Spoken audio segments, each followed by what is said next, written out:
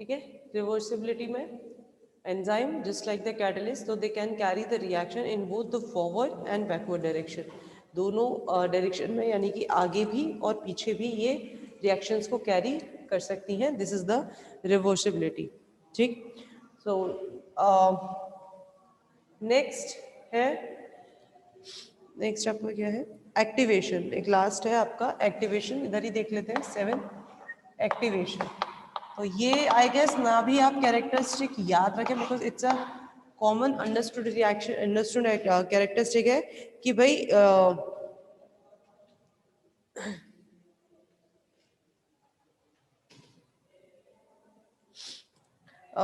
आपको एक्टिवेटर्स मैंने पढ़ाए थे. एक्टिवेटर्स किसको बोला था मैंने? मेटल्स को नहीं बोला था. मैंने आपको बोला था these are the those prosthetic groups, or these are the those substrates, or these are the those I would say that constituents जो एंजाइम की एक्टिविटी को बढ़ाते हैं. ठीक है ना? तो ऐसे प्रोस्थेटिक ग्रुप्स को या ऐसे कोफैक्टर्स को क्या बोला जाता है? एक्टिवेटर्स. और रिएक्शन को बोला जाता है एक्टिवेशन. ठीक है, इसको बोला जाता है एंजाइम एक्टिवेशन. तो व्हेन सम सब्सटेंस, जब कोई substance, when sub substance is added to the, when sub substance is added to the catalytic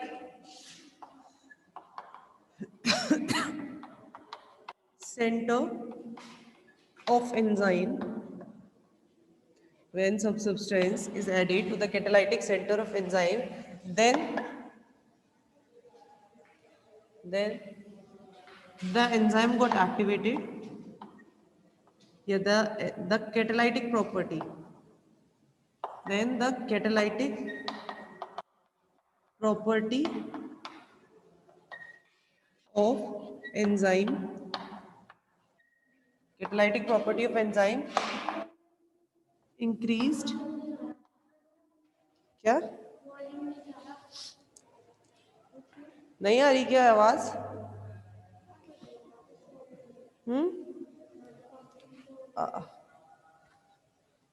आवाज नहीं आ रही क्या बच्चों? हाँ या ना? अच्छा ठीक है, मैं धीरे बोल रही थी इस वजह से. चलिए आज हाथ में लेके पढ़ाते हैं. ठीक है, क्योंकि जोर से तो मुझसे बोला नहीं जाएगा, तो हम थोड़ा सा आज हाथ में लेके पढ़ा लेते हैं. कोई बात नहीं. तो कहने का मतलब है कि एंजाइम का जो कैटालाइटिक सेंटर होता है, मैंने आपको बताया था, एंजाइम के पास एट द होल एंजाइम, वो जगह जो एक्टिवली पार्टिसिपेट करती है सबस्ट्रेट के साथ, that is called the active site. Active site में 2 सेंटर्स होते हैं. एक तो होता है बाइंडिंग सेंटर, जहां पर आपका सबस्ट्रेट अगर बाइंड होता है, और एक होता है आपका कैटालाइटिक सेंटर. ठीक है, जहां पर सबस्ट्रेट और एंजाइम के बीच में जो बॉन्डिंग फॉर्मेशन है, जो कैटालाइटिक फॉर्मेशन है, वो कैरी ऑन होती है. ठीक है, तो जब, और ये बात हमने एक्टिवेटर में भी पढ़ी थी, जब मैंने आपको एक्टिवेटर पढ़ाए थे. What is the activator?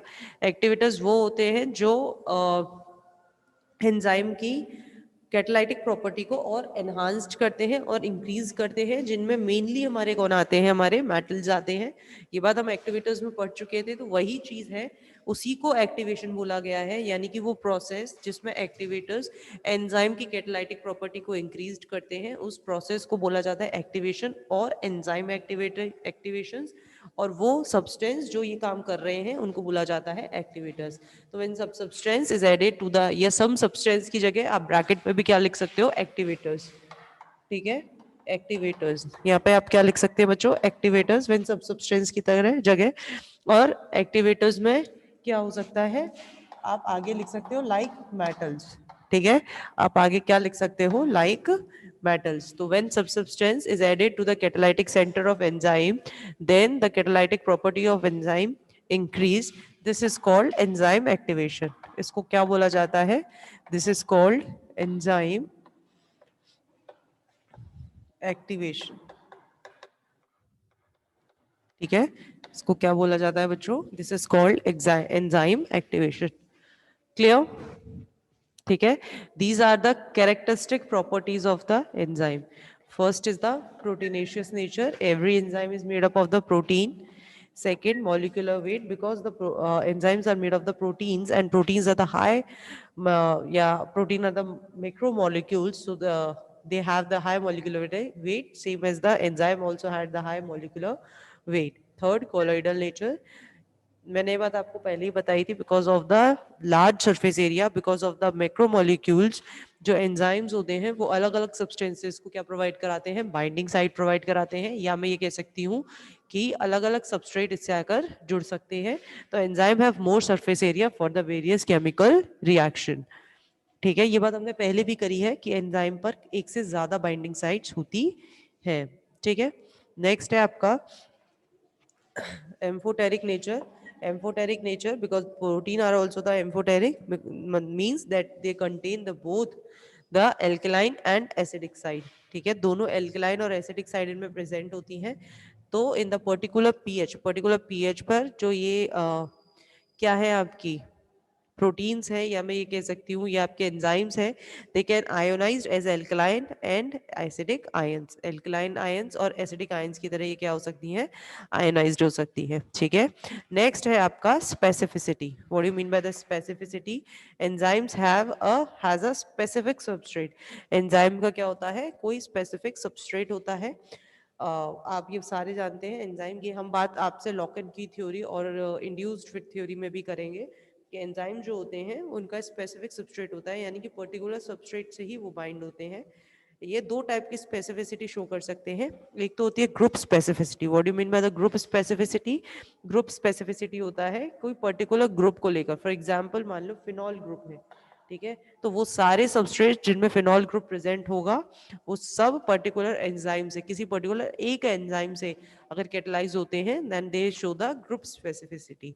But what do you mean by the stereo specificity? Stereo specificity होती है कि पर्टिकुलर किसी भी आइसोमर के लिए, आपको दो टाइप के आइसोमर्स मैंने पढ़ाए हैं, stereo isomers and structural isomers. ठीक है.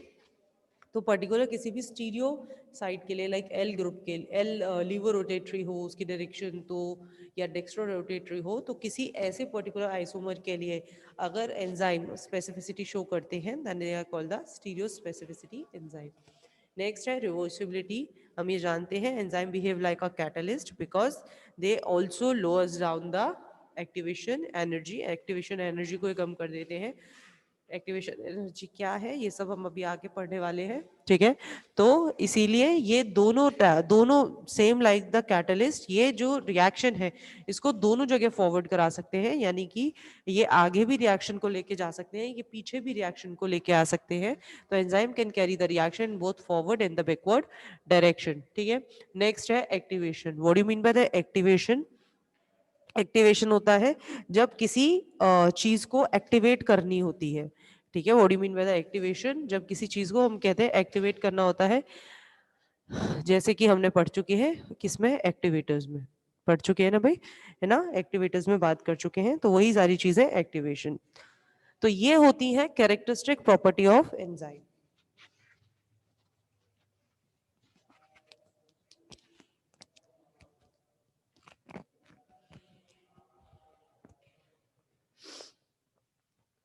अब होता है आपका मैकेनिज्म ऑफ एंजाइम एक्शन.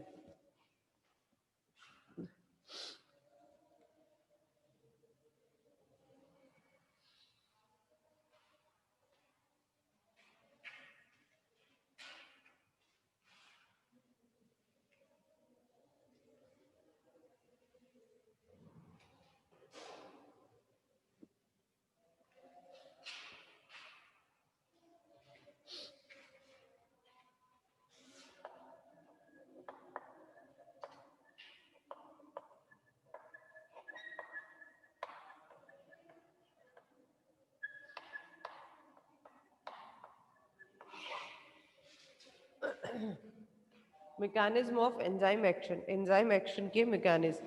तो मैकेनिज्म ऑफ एंजाइम एक्शन दो तरीके से हो सकता है. एक तो हो सकता है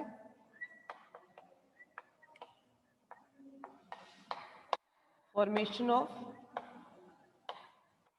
enzyme substrate complex. Enzyme substrate complex का फॉर्मेशन, एंड दूसरा है लोअरिंग ऑफ एक्टिवेशन एनर्जी।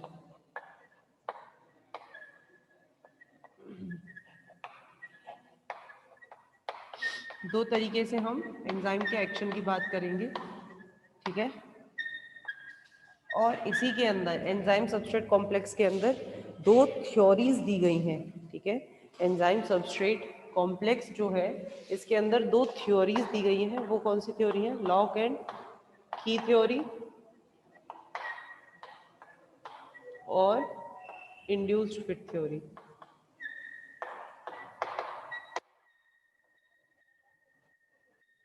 ठीक है, लॉक एंड की थ्योरी और दूसरी है आपकी induced fit theory. Lock and की थ्योरी, सबसे पहले formation of enzyme substrate complex, इसकी बात करेंगे। तो ये नीचे वाला मैं मिटा रही हूँ, लोअरिंग ऑफ एक्टिवेशन एनर्जी, इसको हम बाद में बात करेंगे। सबसे पहले बात करते हैं एंजाइम सबस्ट्रेट कॉम्प्लेक्स का। Enzyme has a particular binding site, enzyme की बाइंडिंग साइट होती है। तो ये जो रिएक्शन है वो कैसे होता है? एंजाइम होता है प्लस सबस्ट्रेट होता है, ठीक है। फिर इसके बाद बनता है enzyme substrate complex, and what is this complex? This complex is intermediate।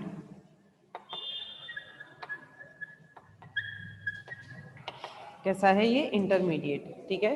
तो एंजाइम प्लस सबस्ट्रेट किसमें बनता है? एंजाइम सबस्ट्रेट कॉम्प्लेक्स में। और ये किसमें टूट जाता है? Product plus enzyme.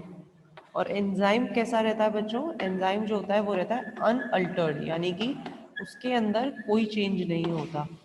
एंजाइम के अंदर कोई चेंज नहीं होता।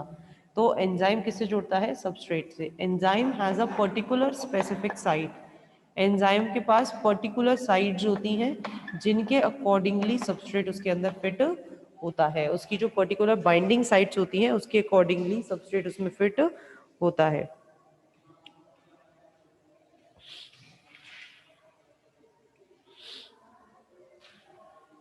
ठीक है।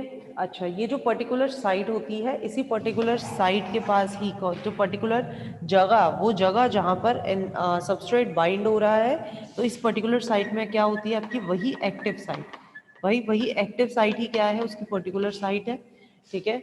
हम सब जानते हैं active site contain the two centres, binding centre and the catalytic centres, ठीक है। तो वो जो पर्टिकुलर साइट है, वो जो पर्टिकुलर साइट है वो कौन सी साइट है? Active site. और जहां पर क्या बाइंड होता है आपका? सबस्ट्रेट बाइंड होता है।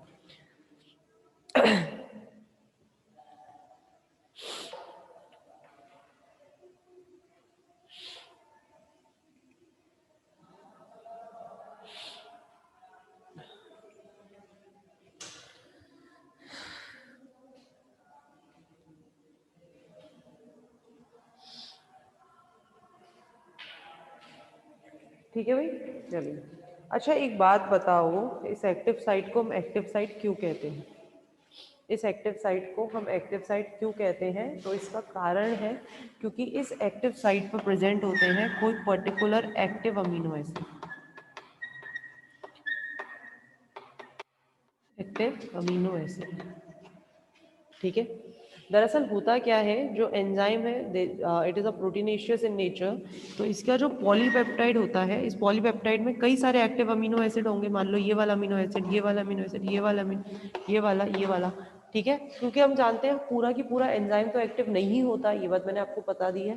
From the whole whole enzyme में से एक पर्टिकुलर साइट, एक पर्टिकुलर जगह ही होती है जो एक्टिव होती है, जिसे हम एक्टिव साइट कहते हैं। इसका मतलब इस पूरे पॉलीपेप्टाइड्स में से कुछ अमीनो एसिड्स होते हैं जिन जो कैसे होते हैं? एक्टिव होते हैं। तो उन कुछ अमीनो एसिड जो एक्टिव है, तो ये जो पॉलीपेप्टाइड है, ये पॉलीपेप्टाइड खुद को इसी तरह से अरेंज करता है, अरेंज देमसेल्फ कुछ।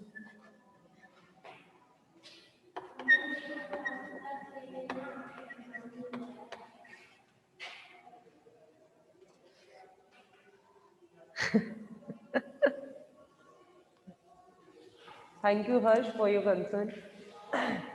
तुम्हारे कंसर्न के लिए बहुत शुक्रिया, ज़रूर ले लूँगी, ठीक है। चलिए। तो ये क्या है, ये पॉलीपेप्टाइड है आपका। इस पॉलीपेप्टाइड में पर्टिकुलर अमीनो एसिड्स होते हैं जो कैसे होते हैं, एक्टिव होते हैं। आवाज तो आ रही है ना तुम लोगों को? अगर आवाज में दिक्कत आ रही हो तो बोल देना, क्योंकि ये इंपॉर्टेंट पार्ट चल रहा है, तो ये जरूरी है आपको समझ में आए। तो ये जो आप देख रहे हैं ये क्या है, पॉलीपेप्टाइड है। और इस पॉलीपेप्टाइड में से पर्टिकुलर अमीनो एसिड, क्योंकि पूरा की पूरा एंजाइम आपका एक्टिव नहीं होता, पर्टिकुलर साइट जो एक्टिव होती है, तो इस पूरे पॉलीपेप्टाइड में से कुछ अमीनो एसिड हैं जो एक्टिव है। तो ये जो पॉलीपेप्टाइड है, ये पॉलीपेप्टाइड खुद को इसी तरह से अरेंज करता है, अरेंज देमसेल्फ, खुद को इसी तरह से अरेंज करता है कि दैट की all the amino acid, सभी all the active amino acid, सभी active amino acid,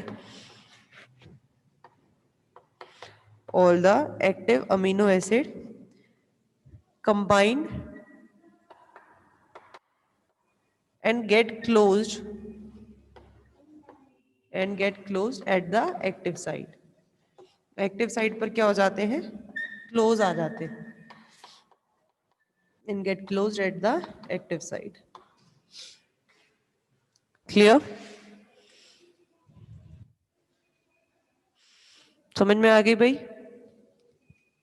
तो ये होता है एंजाइम सबस्ट्रेट। एंजाइम सबस्ट्रेट से जुड़ता है तो बनाता है एंजाइम सबस्ट्रेट कॉम्प्लेक्स, जो कि इंटरमीडिएट कॉम्प्लेक्स है। और ये किस में बदलता है आपका, प्रोडक्ट प्लस एंजाइम में। एंजाइम कैसा रह जाता है, अनअल्टर्ड रह जाता है, दैट मीन्स उसमें कोई चेंज नहीं होता है। एंजाइम पर पर्टिकुलर साइट होता है जहां सबस्ट्रेट जुड़ता है, उस पर्टिकुलर साइट को बोलते हैं हम एक्टिव साइट। इसको एक्टिव साइट क्यों बोलते हैं, क्योंकि इसमें अमीनो एसिड जो होते हैं वो एक्टिवली क्या होते हैं बच्चों, जुड़े हुए या एक्टिव अमीनो एसिड प्रेजेंट होते हैं। एंजाइम जो कि प्रोटीनेशियस नेचर का है और बहुत बड़ा पॉलीपेप्टाइड है। आप और बंद कराओ, मैं कर दूंगी। जो पॉलीपेप्टाइड है, तो इसमें पर्टिकुलर अमीनो एसिड्स होते हैं जो एक्टिव होते हैं। तो होता क्या है कि ये खुद को इस तरह से अरेंज करता है, अरेंज देमसेल्फ, खुद को इस तरह से अरेंज करता है कि जितने भी एक्टिव अमीनो एसिड हैं वो कहाँ आ जाते हैं, एक्टिव साइट पर आ जाते हैं जहां आपका सबस्ट्रेट बाइंड करता है। क्लियर है बच्चों? चलिए, अब इसके बाद आपकी थ्योरीज आती हैं। अब कैसे ये सबस्ट्रेट, ये तो हमने बात कर ली कि एंजाइम बाइंड होता है, कैसे उसमें एक्टिव साइट होता है, कैसे वो बाइंड होता है। अब हमें बात करनी है कि सबस्ट्रेट एंजाइम से कैसे बाइंड होता है, लॉक-इन की थ्योरी और इंड्यूस्ड फिट थ्योरी। क्लियर? तो इसके लिए हम आपसे बाकी की बातें कल करेंगे। तो तब तक के लिए जो भी आपने आज पढ़ा है आप प्लीज उसको घर जाके पढ़िएगा। आपकी जो थ्योरीज हैं, लॉक इन की थ्योरी, न्यूज फिट थ्योरी, फिर उसके बाद दूसरा जो मैकेनिज्म है लोअरिंग ऑफ एक्टिवेशन एनर्जी। तो आई होप कि कल आपका कल तो संडे है, सॉरी, मंडे को आपका सारा जो है कंप्लीट हो जाएगा एंजाइम का पोर्शन। ठीक है, इसके बाद आई गेस आपका लिपिड और मेटाबोलाइट, सेकेंडरी मेटाबोलाइट दो बचते हैं, वो हम कर लेंगे। फोर्थ यूनिट मैंने अभी आपको पहले बोला था कि अभी हम थोड़ा पॉज पे डाल रहे हैं, ठीक है, बाद में अगर होता है तो हम देख लेंगे, नहीं तो हम फिलहाल आपका टेरिडोफाइट शुरू कर रहे हैं। ठीक है, तो फोर्थ यूनिट अगर कोई नोटिफिकेशन नहीं आता है तो बाद में कर लेंगे। क्लियर बच्चों? चलिए, थैंक यू।